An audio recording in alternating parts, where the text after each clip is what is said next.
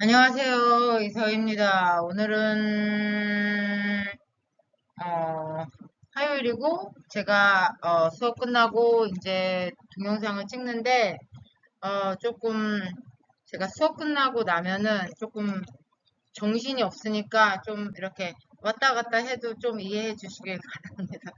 너무 힘들어가지고 학교 갔다 오면은 이제 정신이 없어지는데 오늘은 제가 시블링 형제자매에 대해서 좀 얘기를 드리고 싶은데 제가 형제 자매에 대해서 조금 생각을 하고 연구도 끝냈어요. 그래서 오늘 얘기할 거는 제 연구에 based on my research finding으로 얘기를 드리는 거예요. 근데 제가 형제 자매에 대해서 좀 생각을 한 게 제가 예전에 맨 처음에 미국 이민을 와서 초창기에 LA에서 미랄에서 애들을 가르치는데 한 형제 자매가 있었어요. 누나죠.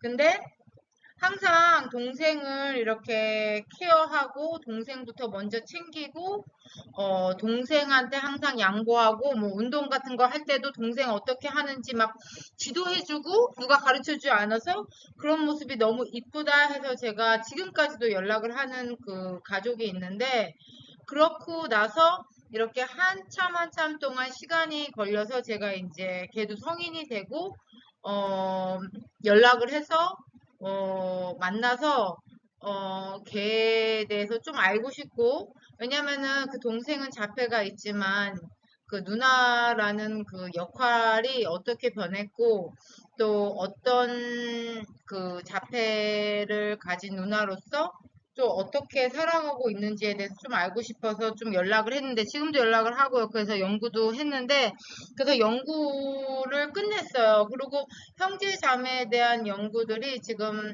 스페셜 에듀케이션 쪽도 그렇고 우리 쪽도 그렇고 많이 조금 어, 포커스가 돼 있는데 저도 역시 끝냈고요. 중요한 것 같아서 좀 얘기를 드려보려고 하고 있습니다.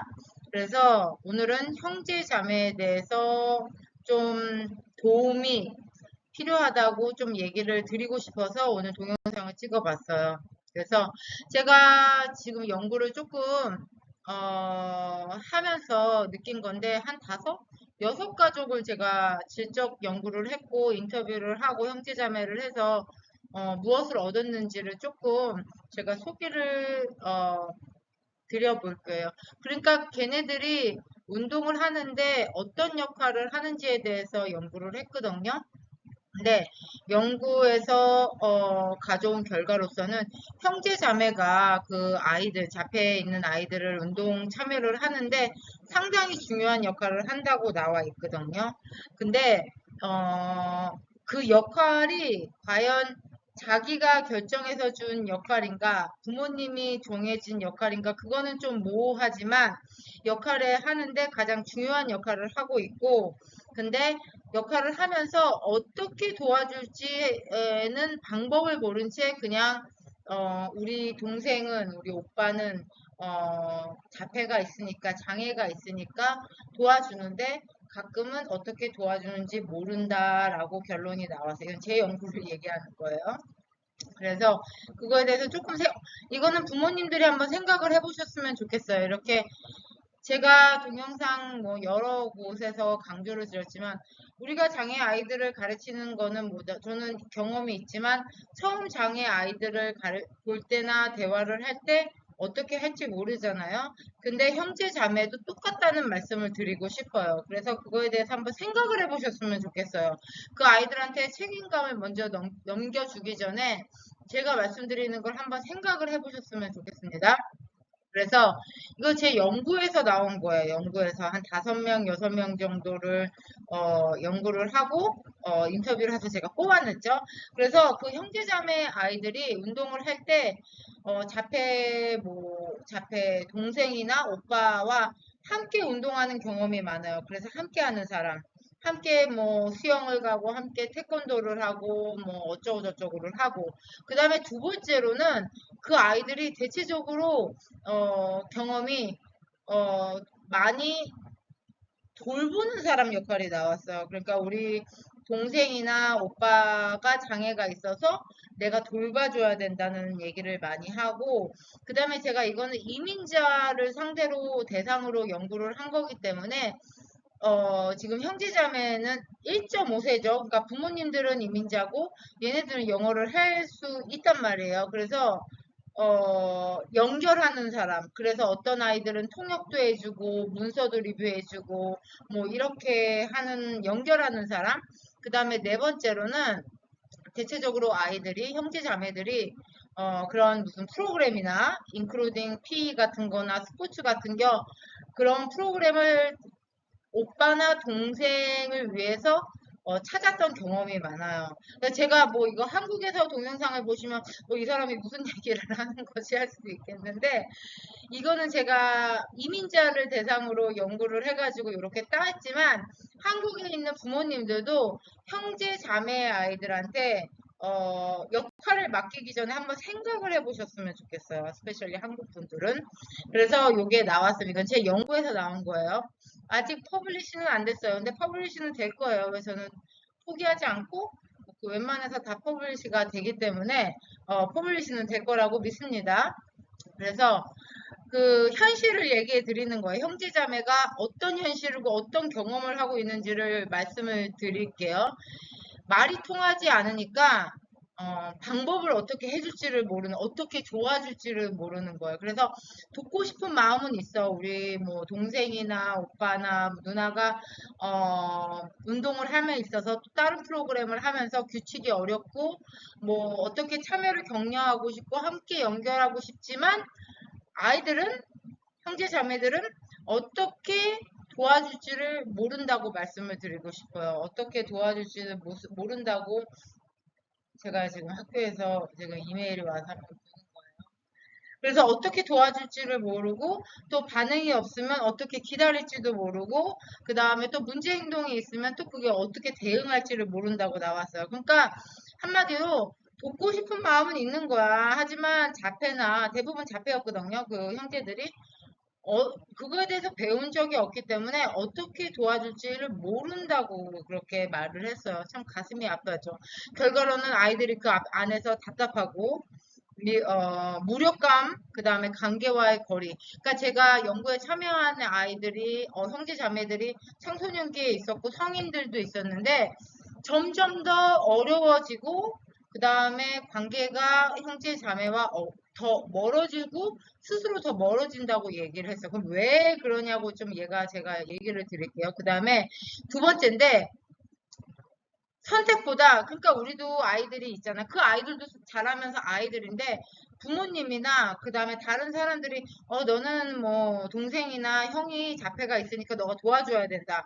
그러니까 걔네들의 선택이 아니고 책임이 먼저 주어지는 거야. 이거는 좀 한국 문화에 대해서, 에이지안 문화에 대해서 제가 얘기를 하고 싶은데 저 역시 first child예요. first child이기 때문에 어릴 때 이렇게 자란 거를 제가 리플렉 하면은 부모님이 너는 첫째니까 동생들을 책임지고 동생들을 도와주고 동생들이 뭐뭐뭐 하는 거를 책임을 줘. 그러니까 그 아이한테 책임을 주는 거죠. 그래서 저는 책임을 되게 열심히 한 것 같아요. 뭐 동생들이 좋아했던 안 했던. 그래서 애들이 밥을 먹는지 무슨 홈워크를 했는지 저도 했던 것 같아요. 동생들은 이렇게 나이 들어서 얘기를 해보면은 그 방식이 옳지는 않았지만 어떻게든 그래도 언니가 뭐 하라 해서 했다. 근데 예를 드리는 건데 이 아이들도 똑같은 거예요. 그래서 자기들 스스로에 대한 선택보다 내 동생이나 형들은 장애가 있으니까 내가 도와줘야 되는 책임을 먼저 부모님한테 받은 거죠. 그렇게 하면 결론은 어, 역할이 이동하는 거예요. 그러니까 부모들이 하는 역할을 형제 자매들이 역할을 하고 있는 거죠. 근데 아이들이잖아요. 근데 누구한테 가르쳐 주지도 않고 배운 적도 없고 어떻게 자폐 아이들이랑 어떻게 어, 상호 행동하는지도 모르면서 책임이 주어지니까 이 아이들은 정체성이 흔들리는 거야. 내가 누구지? Who am I? 그러니까 내가 도와줘야 되는 건 하는데 어떻게 도와줄지도 모르고 그런데 나도 힘들고 그렇기 때문에 아이들이 정체성을 흔들린다고 제가 나왔어요. 제 연구에서는. 그래서 부모님들이 이걸 좀 생각을 하셨으면 저도 많이 느낀 것 같아요. 저도 어렸을 때는 부모님들의 그 뭐라 그래 그 expectation에서 first child 그 동생들을 take care 해야 된다는 거라고 많이 하는데 그거에 열심히 하다 보면은 답답하기도 하고 무력감도 느끼기도 하고 소외감도 하고 고립감도 느끼는데 우리 다른 장애 아이들을 가르친 그 시블링도 똑같은 경험을 했다고 하더라고요. 그래서 이거는 그 한 아이들도 자아잖아요. 뭐 누나이기 이전에 동생이기 이전에 그 아이들도 아이들인데 너무 책임감에 너무 강요를 하니까 그 아이들도 그 안에서 답답함, 무력감, 소외감, 고립감이 느꼈다고 하더라고요. 제가 맨 처음에 예를 들었던 그 아이도 제가 진짜 많이 좋아했거든요. 그래서 제가 많이 관찰도 하고 예화도 하고 얘는 왜 이렇게 너무 착하고 항상 자기보다는 동생이 먼저인 아이가 있었어요. 그래서 부모님도 되게 뿌듯하고. 근데 이렇게 나이가 들어서 그 아이가 성인이 돼서 제가 대화를 하면서 깜짝 놀랐거든요. 어렸을 때 이렇게 참 미저러블 했다고 얘기를 하더라고요. 많이 부모님들이 강요하고 그 안에서 자기가 무력하고 그 안에서 고립돼 있고 정체성도 많이 흔들렸다고 나는 누구지? 이렇게 많이 경험을 했다고 하는데 그 대답이 어, 상당히 가슴이 아팠고 연구를 하면서 왜냐면은 진짜 어, 남이 보기에는 삼자가 보기엔 부모님 보기에는 정말 그 동생을 위해서 헌신하는 거라고 보여지지만 그 아이는 그 과정에서 답답함, 무력감, 소외감, 고립감을 느꼈다는 거죠.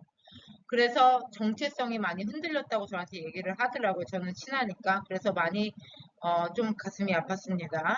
근데 요것은 조금 부모님들이 한번 생각을 해주셨으면 좋겠어요. 장애가 있어서 그 아이들한테 조금 신경이 더 가는 건 있지만 그 다른 아이들도 자식이잖아요. 그래서 그 다른 아이들한테 조금 책임감을 좀 주기 전에 또 그 아이들을 또 한번 생각해 보시라고 제가 연구에서 발견된 거를 얘기해 드리는 거야. 그래서 지원이 없으면 운동의 관계는 연결합니다. 그래서 형제, 부모와 형제의 특성을 가르쳐 줘야 되는데 이것은 부모님들이 하는 역할도 있겠지만 학교나 뭐 저 같은 뭐 저는 예전에 교사였지만 저 같은 경험이 있는 사람이나 그렇게 자폐 아이들에 대해서 그다음에 형제에 대해서 좀 가르치고 제가 또 그거에 대해서 연구 쓸 때 썼어요. 인터벤션 할 때 형제를 또 포함해서 그 아이에 대해서 자폐에 관한 교육이 필요하다라고 써긴 썼지만 뭐 나 이외에도 다른 뭐 전문가들이 형제 자매들에 대해서 한테 자폐에 대해서 조금 어떻게 상호작용을 하는지 어떻게 도와줘야 되는지를 좀 알려줄 필요가 있다. 그 다음에 같이 성장한다는 것을 좀 어, 아이들한테도 좀 알려줄 필요가 있고 그런 프로그램이 필요하다라고 생각을 했어요. 그래서 강요가 아닌 네가 언니니까 네가 뭐 동생이니까 네가 뭐 오빠가 뭐 자폐가 있으니까 오빠가 도움이 필요하니까 네가 도와줘 이게 아니고 좀 이것을 좀 연결하고 그 안에서 같이 성장하고 좀 자폐 아이들한테 대해서 좀 이해할 수 있는 경험이 필요한 것 같습니다.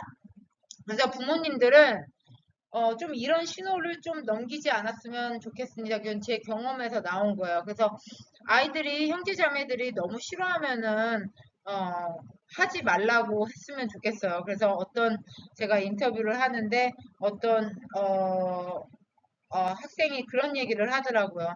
우리 아빠가 강요를 한다.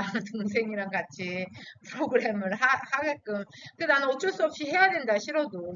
근데 아이들이 너무 싫으면 조금 거리를 두고 부모님들이 너무 강요를 하지 않았으면 좋겠습니다.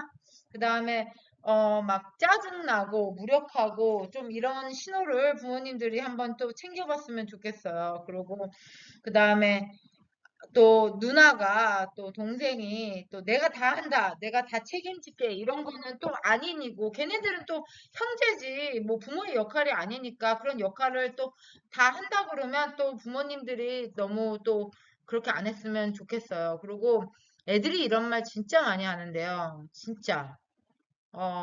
진짜. 이거는 한국에서, 한국 문화에 대해서 좀 얘기를 하는데, 저도 많이 그랬던 것 같아요.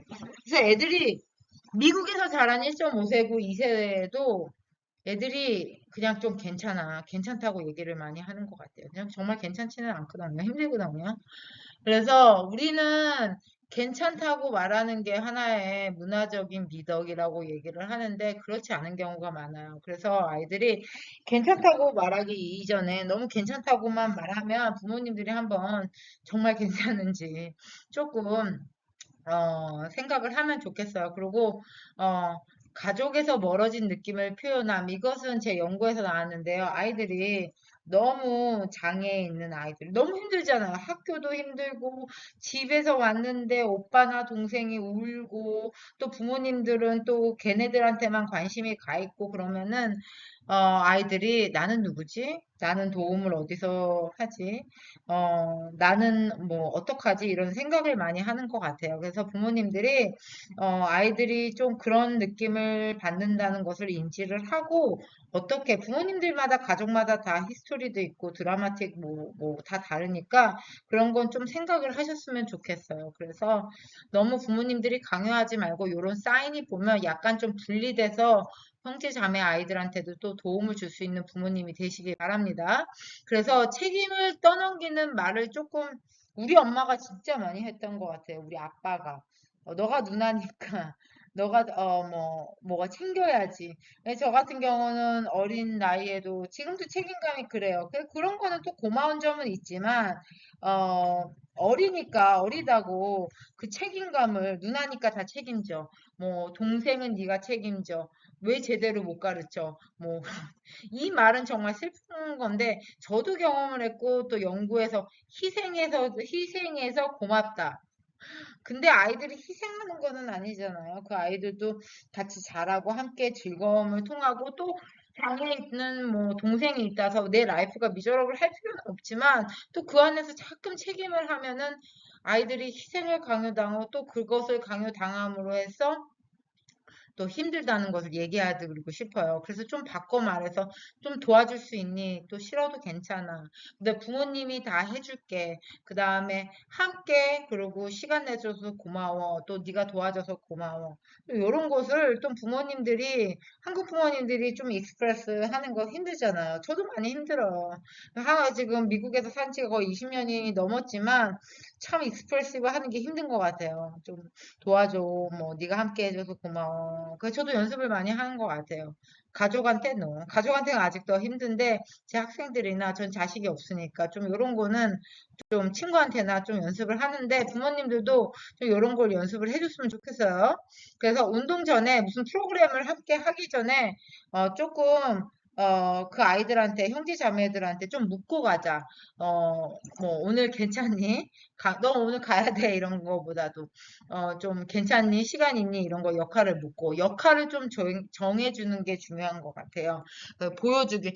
원석엔 아이들도 아이들이잖아요. 그러니까 부모님들이 좀 아시면 좀 제 동영상을 보고 좀 어떻게 하는지 좀 역할을 해주고 교육을 시켜주고 그 다음에 힘들면은 아이들 좀 익스클루드 하고 그리고 어른들이 먼저 하는 거를 얘기를 드리고 싶어요. 그래서 싫어도 싫다 하면 시키지 마세요. 그래서 형제 아이들이 잡혀 있는 아이들이 있다고 그걸 자기 인생을 희생할 필요는 없잖아요. 그 아이들도 하나의 자아가 있고 뭐 하고 싶은 게 다 다른데, 그러니까 부모님들이 너무 그 아이들한테 넌 이거를 하고 아이들 뭐 누나랑 같이 하고 뭐 너는 뭐 누나니까 동생이니까 강요하지 않기.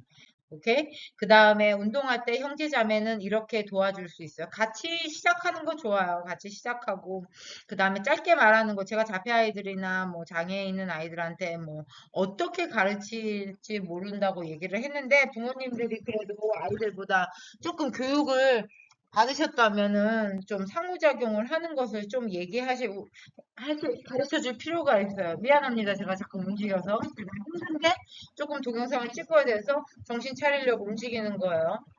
그래서 커뮤니케이션 하는 방법, 그 다음에 기다리기, 선택 주기, 그 다음에 너무 힘들고 거부 불안이 보이면 어른한테 좀 넘기는 역할 하는 게 중요한 것 같아요. 같이 참여를 하면서, 뭐 어떻게, 그러니까 연구 결과에서 이런 거예요. 난 도와주고 싶다.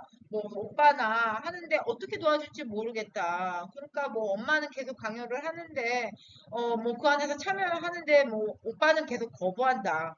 그래서 나는 프러스트레이팅 하다. 그러니까 이런 사인을 넘기지 말라고 얘기를 드리고 싶어요. 그래서 참여를 권할 때는 좀 작게 시작하고 항상 좀 선택권을 주는 게 중요한 것 같아요. 그래서 작게 뭐 5분만 같이 할래. 어? 그다음에 너가 뭐 오늘 뭐 토요일 날 뭐 누구랑 수영 갈래? 너 선택권.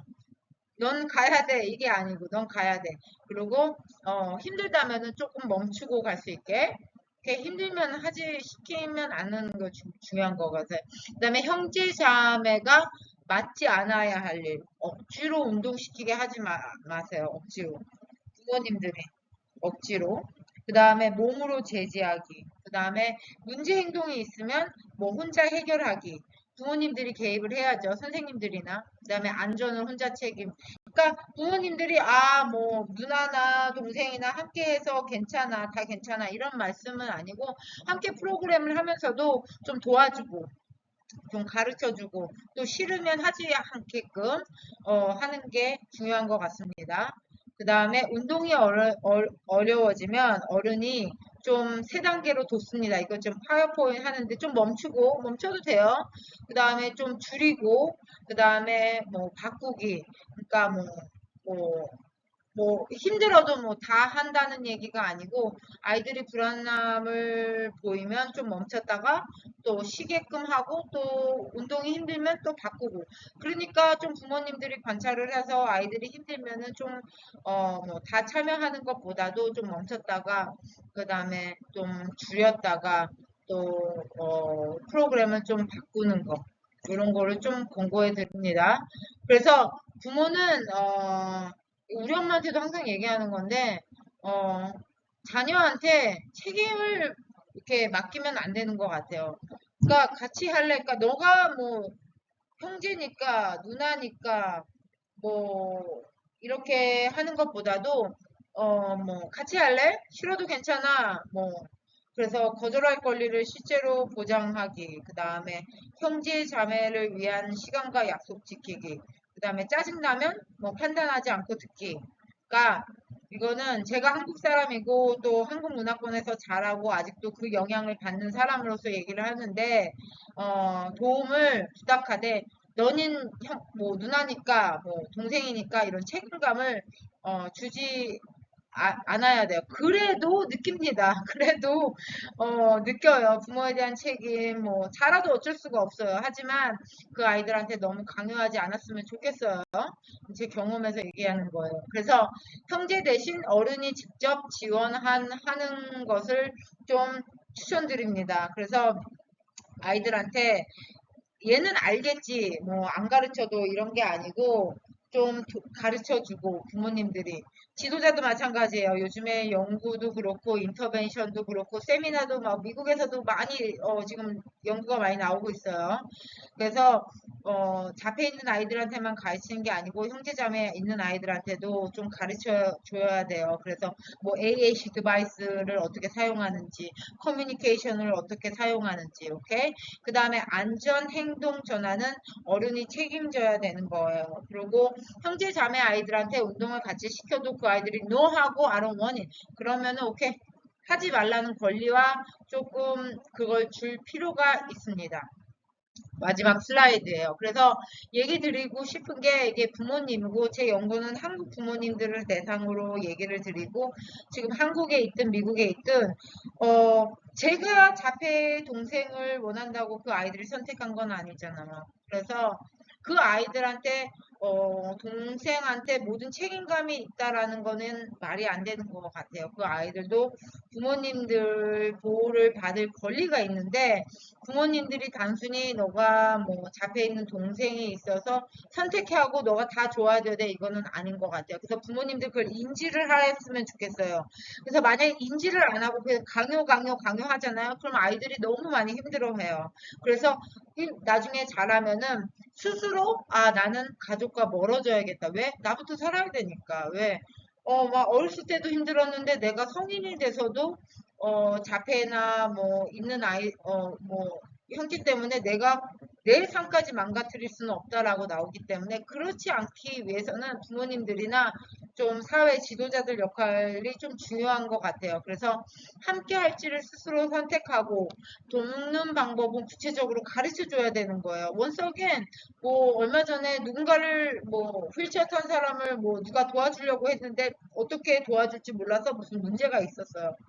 근데 그건 그 사람이 잘못이 아니잖아요. 어떻게 도와줄지 모르는 거예요. 우리가 여태까지 자라면서 우리 장애인 있는데 어떻게 도와줄지 알았나요? 몰라요. 저는 지금 뭐 20년 교육하고 20년 배우고 20년 가르치고 있지만 썸 장애 있는 아이들은 어떻게 가르칠지 모르는 거예요.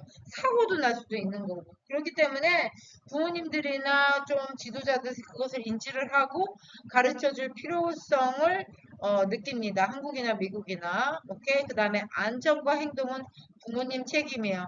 제가 뭐 클래스에 있고 스태프들이 4명, 5명 있지만 뭐 클래스 통틀어서 사람이 뭐 18명 있지만 모든 안전과 행동은 제 책임이에요. 거기서 문제 뭐 사고가 났다? 내 책임. 왜? 내가 리스판서빌리티가 있죠.